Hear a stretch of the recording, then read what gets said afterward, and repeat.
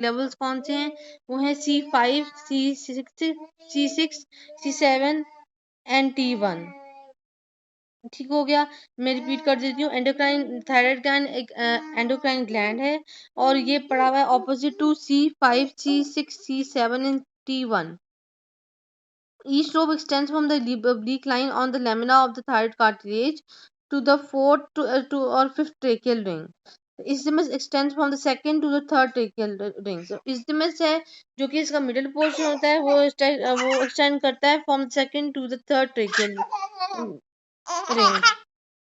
अच्छा जी, अब capsules of the thyroid gland इस तरह से होंगे कि इसका 2 कैप्सूल होता है और एक फॉल्स कैप्सूल होता है। 2 कैप्सूल में हमारे पास peripheral condensation of the connective tissue आ जाएगी और फॉल्स कैप्सूल में pretracheal layer of deep cervical fascia होगा। मतलब इसकी जो कवरिंग्स हैं थायराइड की वो दो तरह की होती हैं, एक 2 कैप्सूल होता है, एक फॉल्स कैप्सूल होता है। जो 2 कैप्सूल है वो पेरिफेरल कंडेंसेशन होती है कनेक्टिव टिश्यू की, और जो फॉल्स कैप्सूल है वो बेसिकली प्रीट्रैकियल लेयर होती है डीप सर्वाइकल फेशिया की। अच्छा जी, अब नेक्स्ट हम देख लेते हैं arterial supply of thyroid gland. ठीक है, arterial supply of the thyroid gland वो थ्री आर्टरीज के थ्रू होता है। वो है superior thyroid artery, inferior thyroid artery and thyroidea ima artery. ठीक है, अब इन आर्टरीज को थोड़ा सा डिटेल में डिस्कस कर लेते हैं क्योंकि नर्व सप्लाई इसका सॉरी ये सप्लाई इंपॉर्टेंट आर्टरी सप्लाई, इससे एमसीक्यूज बनते होते हैं। Superior thyroid artery supplies 1/3 of the lobe and half isthmus, 1/3 of the lobe and half isthmus, इसकी interior branch and posterior branch, then interior branch anastomosis with its fellow opposite side and posterior branch anastomosis with the ascending branch of the inferior thyroid artery। ठीक है, अब repeat कर लेते हैं। जो spear thyroid arteries हैं ये supply करती हैं 1/3 ऑफ द लोब को और हाफ ऑफ द इस्थमस को। इसकी भी फर्दर ब्रांचेस आ जाती हैं स्पीयर थायराइड आर्टरी की। इसमें इंटीरियर ब्रांच आ जाता है और पोस्टीरियर ब्रांच आ जाता है। ठीक है, जो इंटीरियर ब्रांच है वो नास्टोमोस कर लेगी with its fellow from the opposite side. ठीक है, और जो पोस्टीरियर ब्रांच है वो नास्टोमोस करेगी with the ascending branch of the inferior thyroid artery. फिर बात कर लेते हैं इंफीरियर थायराइड आर्टरी की। Inferior thyroid artery supplies 2/3 of the lobe and half isthmus. ठीक है, जो इंफीरियर थायराइड आर्टरी है ये 2/3 ऑफ द लोब करेगी और हाफ ऑफ द इस्थमस करेगी। इसकी 4 to 5 ग्लैंडुलर ब्रांचेस होती हैं जो कि ग्लैंड को सप्लाई कर रही होती हैं। असेंडिंग ब्रांच अनास्टोमोस करेगी with the posterior branch of the superior thyroid artery and supplies the parathyroid gland. तो ये पहले भी डिस्कस किया था कि जो इंफीरियर थायराइड आर्टरी की ब्रांच है ये सुपीरियर थायराइड आर्टरी के साथ अनास्टोमोस करती है और इस साथ साथ ये पैराथायराइड ग्लैंड को भी सप्लाई कर रही होती है, ये वाला अनास्टोमोसिस जो है। अब है थायराइडिया ima artery, it supplies the isthmus only if present में राइज फ्रॉम ब्रेकियो। ये ना ये जो है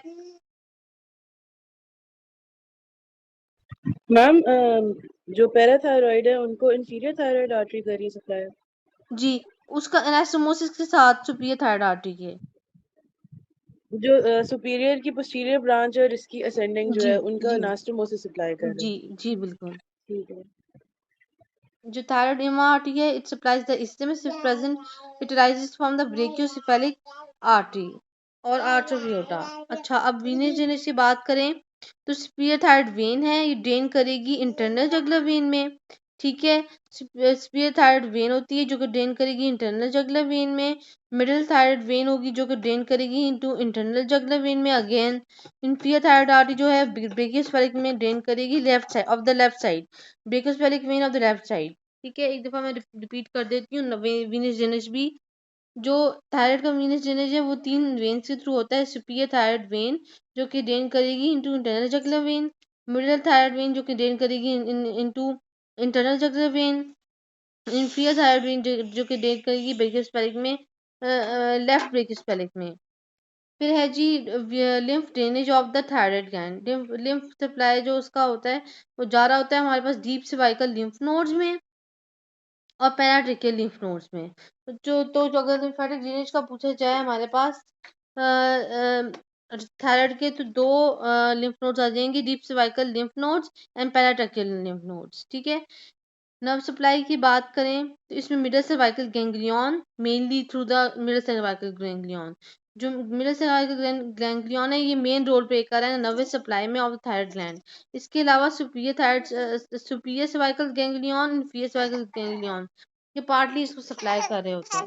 तो मेन जो नर्व सप्लाई है वो थायराइड का वो होगा थ्रू मिडिल सर्वाइकल गैंग्लियन, और बाकी जो सुपीरियर सर्वाइकल गैंग्लियन है और इन्फीरियर सर्वाइकल गैंग्लियन है, ये जो है ना ये पार्ट ही सप्लाई करेंगे इसको।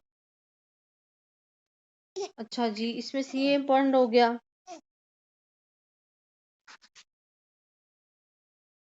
मैम इन गैंग्लिया के थ्रू कौन सी नर्व्स आ रही होंगी?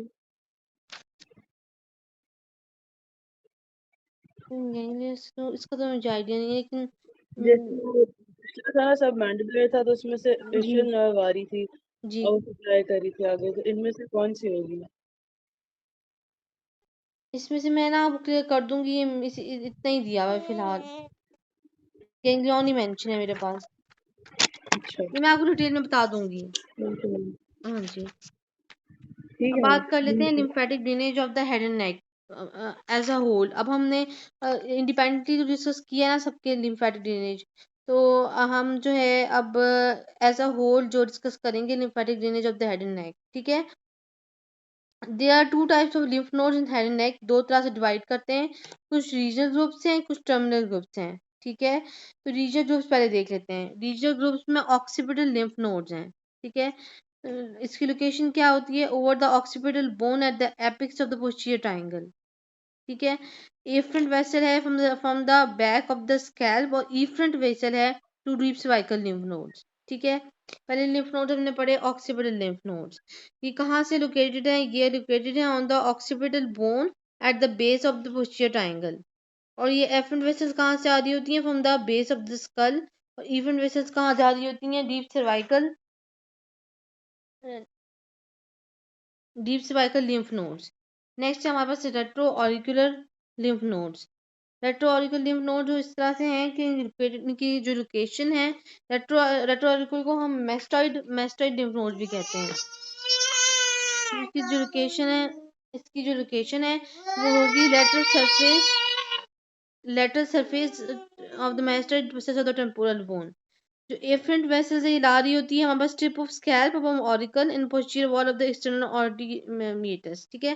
जो एफरेंट वेसल्स हैं मेस्टेड लिम्फ नोड्स की, वो आ रही होती है हमारे पास posterior part of the external auditory meatus से और टिप ऑफ द स्कैल्प से। एफरेंट वेसल्स जो होती हैं वो जा रही होती हैं हमारे पास डीप कोरोनिकल लिम्फ नोड्स बना रही होती हैं। अब आ जाते हैं पैरेटल लिम्फ नोड्स में। जो पैरेटल लिम्फ नोड्स हैं इनकी लोकेशन पहले भी हमने पढ़ी थी कि इनकी लोकेशन होती है इन द पैरेटल ग्लैंड, ठीक है। एफरेंट सप्लाई कहाँ से आ रहा होगा? Strip of scalp of the parietal salivary gland, lateral surface of auricle, interior wall of the external auditory meatus and lateral parts of the eyelids and the middle layer। ये इसकी efferent supply आ गया। Efferent supply की बात करें तो ये deep cervical lymph nodes तक इसके जा रहे होते हैं।